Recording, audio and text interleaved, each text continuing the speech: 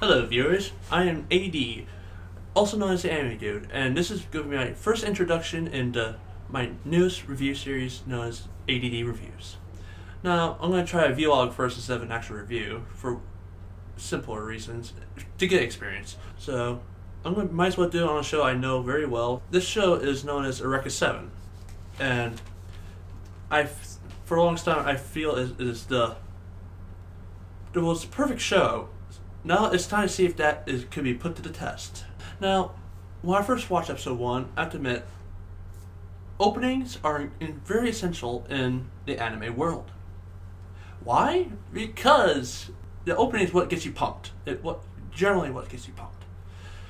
This opening got me pumped because it was different. Most anime had hard rock. It had freaking piano music. It didn't go reggae. I didn't expect a Bob Marley to appear on an anime series, of all things. And that was very unique. It sort of introduced me to the world of reggae.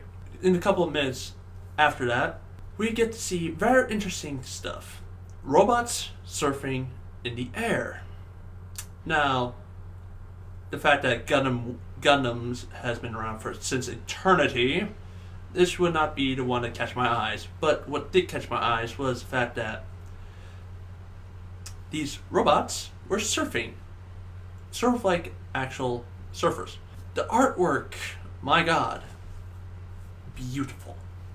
You can see attention to detail, and best of all, the characters are very, very designed differently. No character looks like a twin. You can have 5 different characters and you know they're completely different. Hell, most anime series, they seem like they copy and paste the faces.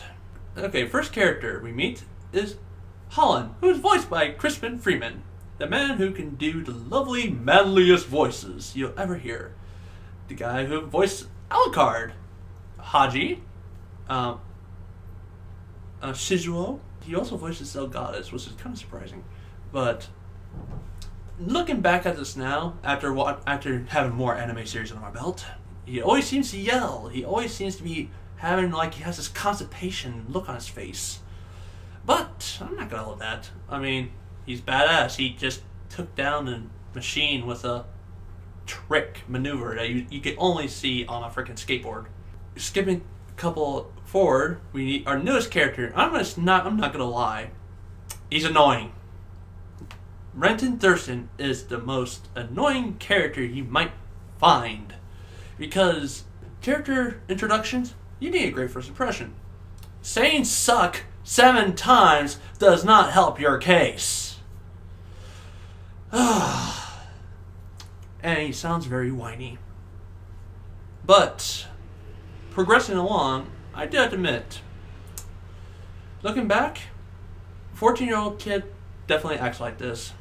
I know it now. I can see myself into him now. I'm like, my god, my parents must have hated me. I hope when I have kids, they're not like this. And I dare say, very interesting grandpa.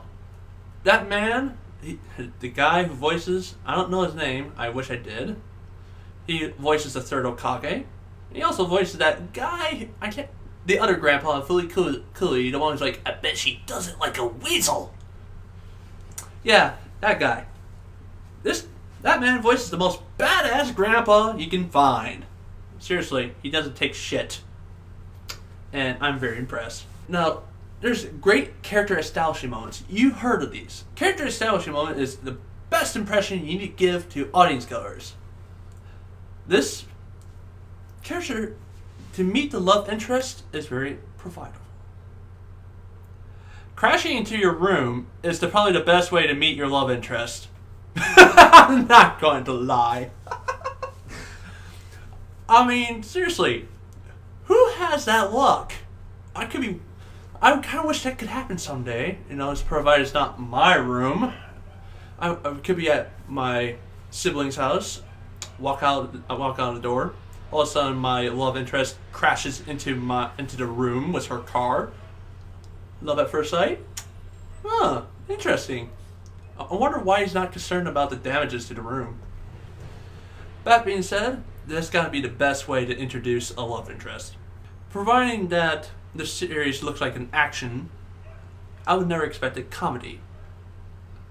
And the girl, Eureka, she comes from an archetype that looks like the Rei Ayanami family tree from Evangelion. You know those types? They're the soulless, most emotionless people who speak like this, except do it a lot better than I can do it. Now, what's been rather interesting is, unlike most archetypes now, they don't break stoic face. Eureka, however, she can smile. She proves that she's not completely emotionless. And that's what is really interesting. Very vital to breaking, tropes, stereotypes, cliches. It's kind of important to get interest. And I'm not gonna lie, it was funnier to see her performing a funeral on the poor lad's room. I mean, I don't know why he did not ask why she needed a flamethrower, but hey, comedy.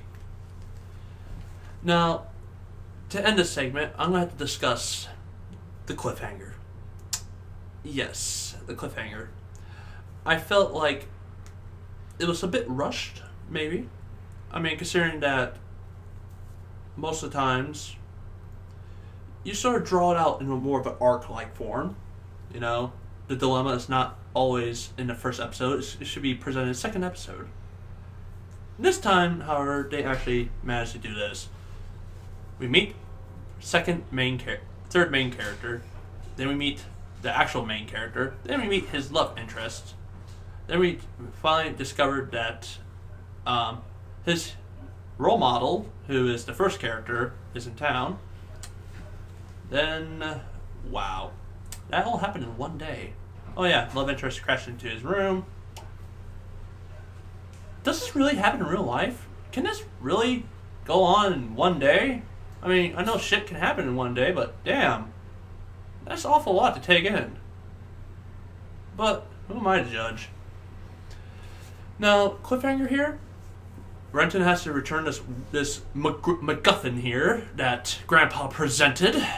The MacGuffin that can either save the day or cause destruction.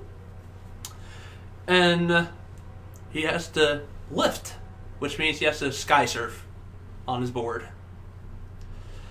Now, not the most brilliant of people, he decides to take his motorcycle, jump off a ramp off a cliff, and then ask himself, what am I supposed to do? What? What? What do you mean? Did you not plan this out in advance? What are you supposed to do? Okay, I'm gonna do this. I'm gonna freaking Indiana Jones this. I'm just thinking while I'm going along. We're wrapping off, and oh god, did I just forget how to lift? Did I just forget how to surf in the air? I probably shouldn't have done this, shouldn't I? Seriously, I think that was sort of the most mediocre cliffhanger, but it could have been done a lot better, considering that there's a little bit of loopholes in and out of it. But other than that, I'm not gonna freaking destroy the thing. I mean, it's first episodes. You're trying to give first impressions. However, I do believe it gave a much better impression in episode 2, which I'll do next time. Until then, guys, this is A.D.D.